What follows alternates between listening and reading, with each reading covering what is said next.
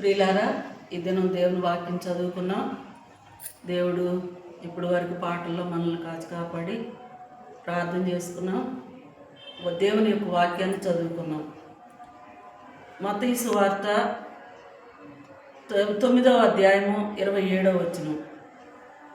యేసు అక్కడ నుండి వెళ్ళుచుండగా ఇద్దరు గుడ్డివారు ఆయన వెంట వచ్చి, దావీదు కుమారుడా, మమ్మను కరుణించమని కేకలు వేసిరి. ఆయన ఇంట ప్రవేశించిన తరువాత ఆ గుడ్డివారు ఆయన యొద్దకు వచ్చిరి.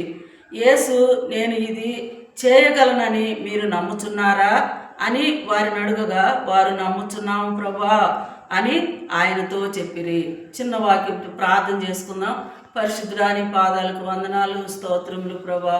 తండ్రి, మిమ్మల్ని స్తుతించుకొనుచున్నాను. ఈ వాక్యం ద్వారా నాయన నాతో, ఈ బిడ్డలతో మీరు మాట్లాడండి ప్రభా. నాయన ఈ వాక్యానుసారంగా నాయన మేము నమ్మి ప్రభా విశ్వసించే వారిగా సహాయం చేయండి దేవా.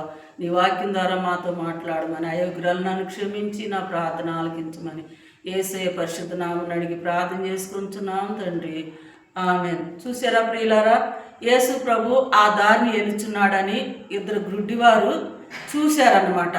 చూశారు కానీ వాళ్ళకి కళ్ళు లేవు. కానీ యేసు ప్రభు ఆ దారిని వెళుచున్నాడని మాత్రం వాళ్ళు విన్నారు. విన్నప్పుడు ఎంతో సంతోషంగా యేసు ప్రభు గొప్ప కార్యాలు చేస్తున్నాడు. దానిపైన చూస్తే రక్తస్రావం కలిగినటువంటి స్త్రీని ముట్టి వచ్చాడు.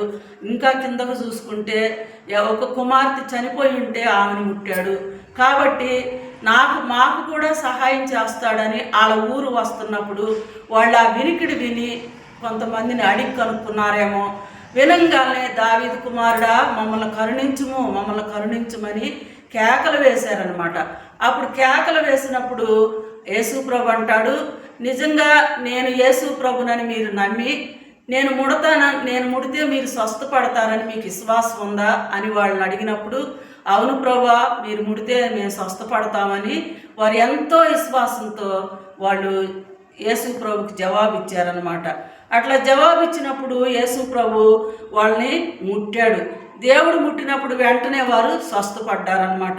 వాళ్ళు విశ్వాసం ఉంచారు. ఈ రాత్రికాల సమయంలో మనం కూడా దేవుని మీద విశ్వాసం ఉంచాలి. దేవుడు ఈ కార్యం చేయగలడు, ఈ కష్టం నాలో నుంచి తీసివేయగలడు, ఈ వ్యాధి నాలో నుండి తీసివేయగలడు, లేకపోతే ఈ పోరాటం నా కుటుంబంలో నుండి తీసివేయగలడు, లేకపోతే ఈ సమస్య నా కుటుంబంలో నుంచి తీసివేయగలడని నమ్మాలన్నమాట. యేసు ప్రభు నమ్మితే ఏదైనా కానీ చేయగలడు. నమ్ముట నీ వలనైతే నమ్మువారికి సమస్తము సాధ్యమేనన్నాడు. కాబట్టి విశ్వసించి నమ్మి దేవుని దగ్గర మనం ప్రార్థన చేయాలి. ప్రభా, నువ్వు గుడ్డి వాళ్ళని ముట్టావు, కుంటి వాళ్ళని ముట్టావు, రక్తస్రావం కలిగిన స్త్రీని ముట్టావు, ఇంకా చనిపోయిన వారిని లేపావు. కాబట్టి దేవా, ఈ రాత్రికాల సమయంలో నేను నీ సన్నిధిలో కూర్చొని మేము ప్రార్థన చేస్తా ఉన్నాం. నాకు ఇది కావాలి ప్రభా, లేకపోతే నాకు ఇది అవసరం ప్రభా, లేకపోతే నేను ఈ సమస్యలో ఉన్నాను ప్రభా, నాకు సహాయం చేయవా నాయన, నీకు అసాధ్యమైంది ఏది లేదంటున్నావు కదా ప్రభా. నాయన, నీ సహాయం నాకు దయచేయమని మనం ప్రార్థన చేసినట్లయితే దేవుడు తప్పకుండా ఇచ్చే దేవుడు. దేవుడు ఏమంటున్నాడు, మీ ఆస్తులు ఇవ్వండనో లేకపోతే మీరు అది ఇవ్వండి ఇది ఇవ్వండి అని ఆ గుడ్డి వారిని అడగలేదు. ఇదిగో నేను ముట్టి స్వస్థపరుస్తున్నాను కదా, మీరు నాకేమిస్తారు అని అడగలేదు. వెంటనే మీరు విశ్వాసం ఉంచుతున్నారా, మీరు స్వస్థపడతాము నన్ను, నా మీద మీకు విశ్వాసం ఉందా అని వారిని అడిగినప్పుడు, అవును ప్రభా, విశ్వాసం ఉంది నాయన, మేము స్వస్థపడగలుగుతామన్న విశ్వాసం మాలో ఉంది ప్రభు అని అడిగినప్పుడు వెంటనే వాళ్ళు స్వస్థపడ్డారనమాట. కాబట్టి దేవుని యొక్క వాక్యంలో యేసు ప్రభు చేసినటువంటి ఆ గొప్ప కార్యాలు ఇంకా ఎన్నో ఉన్నాయి మన జీవితాల్లో. కనుక మనం చూసినట్లయితే ఎన్నో స్థలాల్లో చనిపోయినటువంటి లాజరుని లేపినటువంటి గొప్ప దేవుడు అనమాట. దేవుడికి అసాధ్యమైంది ఈ లోకంలో ఏది లేదు. కాబట్టి దేవుడు, మీరు నమ్మండి, విశ్వసించండి, దేవుని యొద్దకు రండి, దేవుని సన్నిధిలో కూర్చోనండి, దేవుడి దగ్గర అడగండి, అడిగి పొందుకోండి అని దేవుని యొక్క వాక్యం సెలవిస్తుంది అనమాట. యోహాను సువార్త, అదేవిధంగా యోహాను సువార్తలో కనుక మనం 15వ అధ్యాయంలో కనుక మనం చూసినట్లయితే, నా యందు మీరును మీ యందు నా మాటలు నిలిచి ఉన్న ఎడల మీకు ఏది ఇష్టమో అది అడగండి, నమ్ముట నీ వలన అయితే నమ్మువానికి సమస్తము సాధ్యమని దేవుని యొక్క వాక్యం సెలవిచ్చింది. కాబట్టి ఇప్పుడు యోహాను సువార్త 15వ అధ్యాయంలో అంటున్నాడు, మీరు నన్ను అడగండి, మీకు ఏది కావాలో దేవుడు ఇస్తానంటున్నాడు.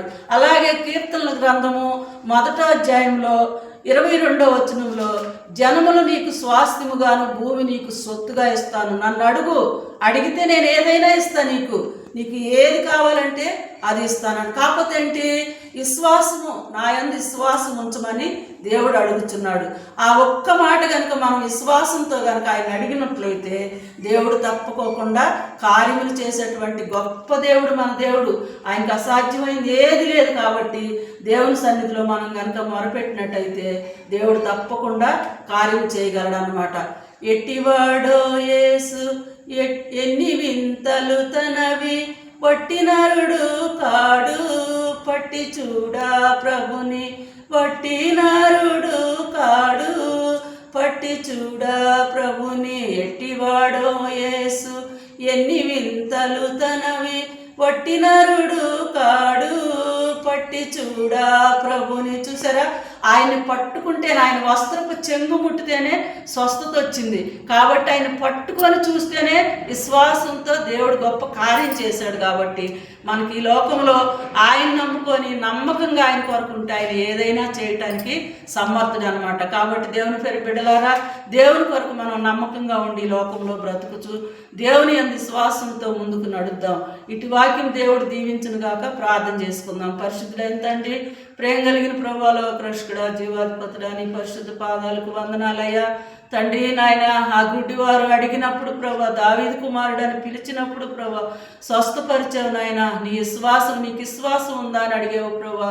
నేను ముడతానని నీకు విశ్వాసం ఉన్నదా అని అన్నప్పుడు ప్రభా, అయ్యా నాకు విశ్వాసం ఉంది, నన్ను ముట్టమని అడిగినప్పుడు దేవాను ముట్టి స్వస్థపరిచావు అయ్యా. ఈ లోకంలో నీకు అసాధ్యమైంది ఏది లేదు ప్రభా. సమస్త కార్యములు చేసే దేవుడు కనుక మీరే నీ నామానికి మహిమ తెచ్చుకోమని యేసయ్య పరిశుద్ధ నామమున అడిగి ప్రార్థన చేసుకుంటున్నాము తండ్రి. ఆమేన్.